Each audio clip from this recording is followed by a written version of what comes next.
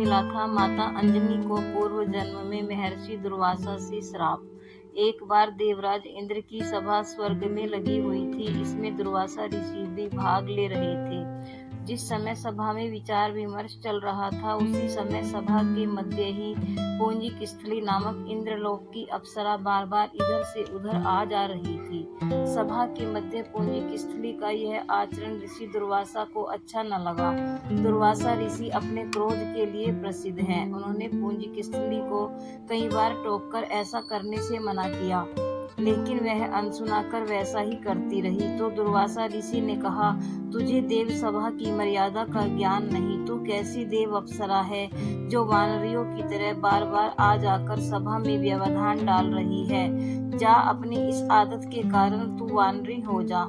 दुर्वासा ऋषि का शाप सुनकर पुंजिक स्त्री सन्न रह गई। अपने आचरण का यह परिणाम वह सोच भी नहीं सकती थी, पर अब क्या हो सकता था। भूल हो चुकी थी, उसके कारण वह शापग्रस्त भी हो गई। उसने हाथ जोड़कर अनुनय विनय कर कहा, ऋषिवर, अपनी मूढ़ता के कारण यह भूल मैं अनजाने में करती रही और आपकी वर्जना पर भी ध्यान न दिया। सभा में व्यवधान डालने का मेरा कोई उद्देश्य न था। कृपया बताइए, अब आपके इस श्राप से मेरा उद्धार कैसे हो सकेगा। अप्सरा की विनती सुनकर ऋषि दुर्वासा पसीजे और बोले, अपनी इस चंचलता के कारण अगले जन्म में तू वानर जाति के राजा विरज की कन्या के रूप में जन्म लेगी। तू देव सभा की अप्सरा है, अतः तेरे गर्भ से एक महान बलशाली यशस्वी तथा प्रभु भक्त बालक का जन्म होगा। पुंजिक अप्सरा को संतोष हुआ। पुनर्जन्म में वानर राज विरज की कन्या के रूप में उसका जन्म हुआ। उसका नाम अंजना रखा गया। विवाह योग्य होने पर इसका विवाह वानर राज केसरी से हुआ।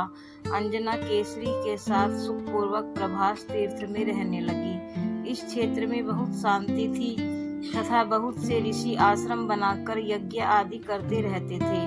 एक बार ऐसा हुआ कि वन में विचरने वाला शंखबल नामक जंगली हाथी प्रमत्त हो उठा तथा वन में उत्पात मचाने लगा। उसने कई आश्रमों को रौंद डाला, यज्ञ वेदियां नष्ट कर दी। उसके भय से भागते हुए अनेक तपस्वी बालक आहत हो गए।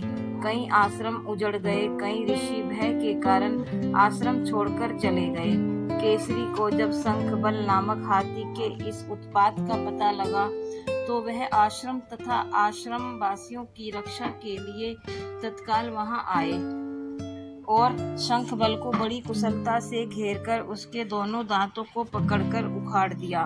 पीड़ा से चिंघाड़ता हुआ वह हाथी वहीं धराशायी हो गया और मर गया। आश्रम की रक्षा के लिए उनके अचानक पहुंचने तथा हाथी को मारकर आश्रम वासियों को निर्भय कर देने वाले केसरी का ऐसा बल देखकर ऋषि मुनि बहुत प्रसन्न हुए और केसरी के पास आकर आशीर्वाद देते हुए कहा, वानर राज केसरी, जिस प्रकार तुमने आज हम सबकी तथा आश्रम की रक्षा की, इसी प्रकार भविष्य में तुम्हारा होने वाला पुत्र पवन जैसे वेग वाला होगा तथा रुद्र जैसा महान बलशाली होगा। तुम्हारे बल तेज के साथ साथ उसमें पवन तथा रुद्र का तेज भी व्याप्त रहेगा। केसरी ने कहा, ऋषिवरों, मैंने तो बिना किसी कामना के प्रमत्त हाथी को, जो किसी प्रकार वश में नहीं आ रहा था, मारकर आपकी इस यज्ञ भूमि को निर्भय किया है। आपका दिया यह स्वतः आशीर्वाद मुझे शिरोधार्य है। केसरी ऋषियों को प्रणाम कर चले गए। समय आने पर अंजना के गर्भ से एक बालक का जन्म हुआ। उसमें अपने बाल्यकाल से ही ऋषियों द्वारा दिए आशीर्वाद का तेज झलकने लगा। आश्रमों में वह पवन वेग की तरह जहां तहां पहुंच जाता। आश्रमों में विघ्न डालने वाले वन्य जीवों तथा दुष्ट व्यक्तियों को अपने अपार बल से खदेड़ देता। अपने इस पराक्रम से वह मदमत्त हो जाता तथा अपने साथियों के साथ वह आश्रमों में कीड़ा करने लगता। उसको खेलने से कोई रोकता तो वह उसको भी तंग करने लगता। बालक तो था ही, उसके बाल कौतुक से जब ऋषियों को असुविधा होने लगी तब था उनके पूजा पाठ और यज्ञ में व्यवधान आने लगा, तो उन्होंने उसके स्वभाव में शांति लाने के लिए आशीर्वाद जैसा शाप दिया कि तुम अपने बल को हमेशा भूले रहोगे। जब कोई तुम्हें आवश्यक होने पर तुम्हारे बल की याद दिलाएगा, तब फिर तुममें अपार बल जागृत हो जाएगा। इससे वह बालक शांत स्वभाव का हो गया।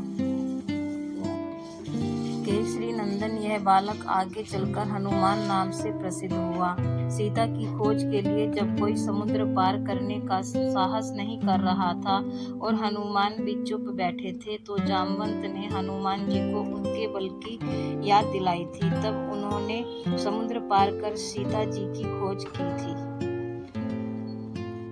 तो दोस्तों, आपको हमारी कहानी कैसी लगी कृपया कमेंट करके अवश्य बताएं और हमारे चैनल को सब्सक्राइब करना न भूलें।